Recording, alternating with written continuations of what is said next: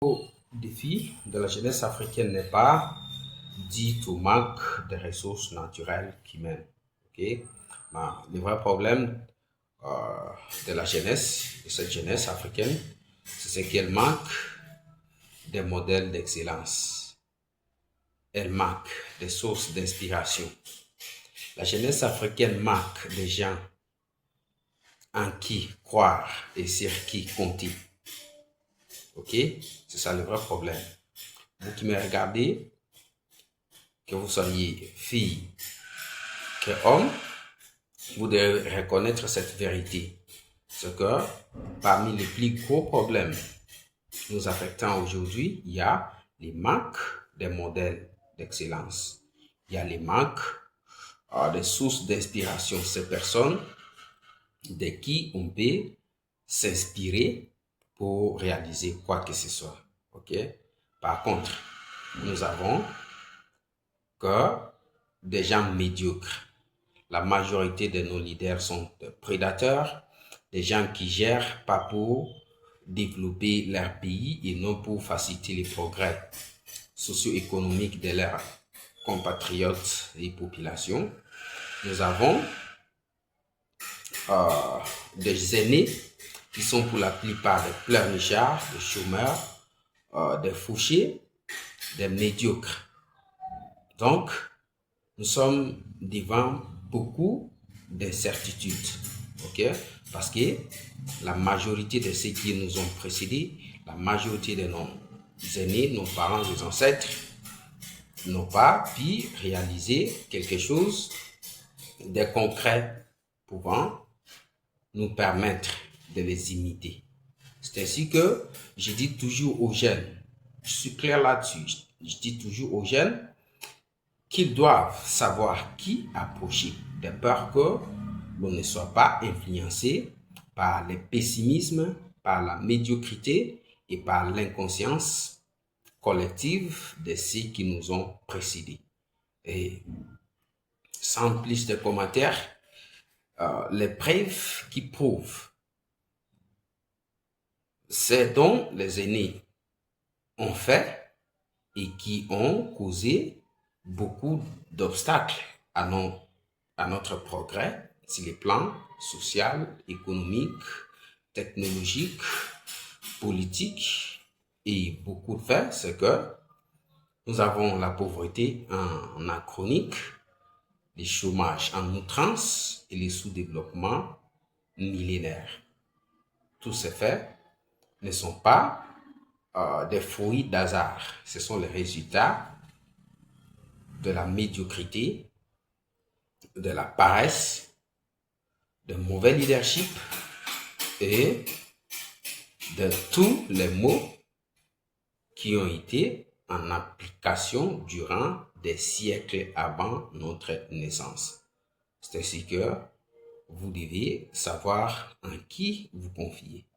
Je crois que cet avertissement n'est pas un message de reniement ou un message d'un conflit, mais c'est juste un avertissement pouvant permettre à quiconque ayant l'envie d'évoluer, de progresser, de pouvoir se méfier de qui que ce soit. Parce que l'Afrique a tout ce que nous avons besoin pour résoudre nos différents défis. Que personne ne vous dise le contraire. Ok?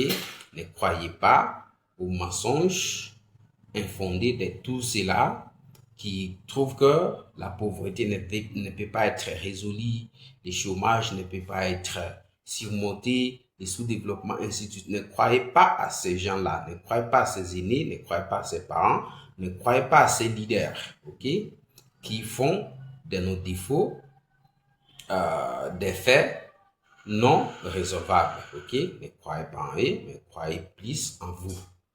Alors, il y a certainement d'exceptions, ok. Il y a des gens en qui, si vous avez l'occasion de rencontrer, ok, vous pouvez les faire. Mais ces gens ne sont pas nombreux.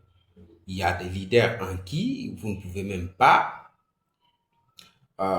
croire ni soutenir, ok? Parce que ce sont des gens, nous avons en Afrique des leaders qui ont géré des pays durant des décennies, mais qui ont maintenu les statuts du pays toujours dans le sous-développement, qui ont toujours géré contre le bien-être de leur peuple, contre les progrès de leur nation. Ils sont nombreux. Alors, ces gens-là, de tels acteurs politiciens, ne sont pas des gens à soutenir, ok? Ce sont des manipulateurs qui se servent de la jeunesse pour se maintenir dans leur médiocrité à la tête des pays. Alors, en tant que jeune ayant l'envie de changer les choses, vous devez vous méfier, ok? Alors, il y a l'exception. Aujourd'hui, l'Afrique tout entière, moi, j'encourage la jeunesse africaine en général et celle du Burkina Faso, du Mali et du Niger, vraiment, à être reconnaissants et à soutenir leurs dirigeants, leurs leaders serviteurs. En l'occurrence, monsieur le capitaine Ibrahim Traoré et ses homologues, les général Goïta et l'autre Tiani. Ce sont des gens que la jeunesse africaine devrait applaudir et protéger contre toute manipulation extérieure. Ce sont des leaders que l'Afrique tout entière a besoin pour son développement, pour son progrès et puis pour bien assumer sa souveraineté. L'Afrique tout entière a besoin de ce type de leaders.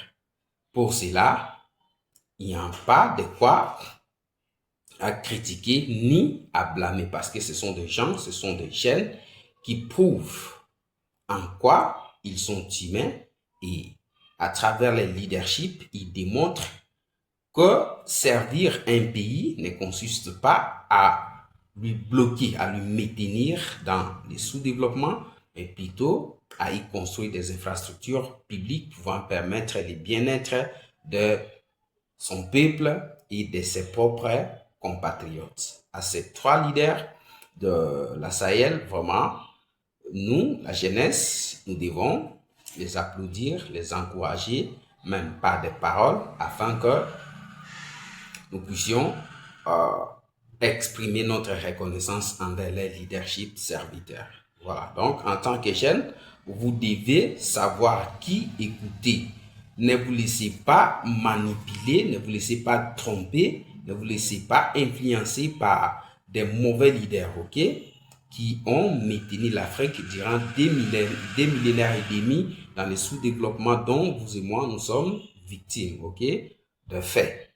Voilà, ce sont vraiment des gens à ne pas croire, ok? Ce sont des gens à ne pas suivre ni à soutenir dans leur leadership, dans leur manipulation, dans leur système.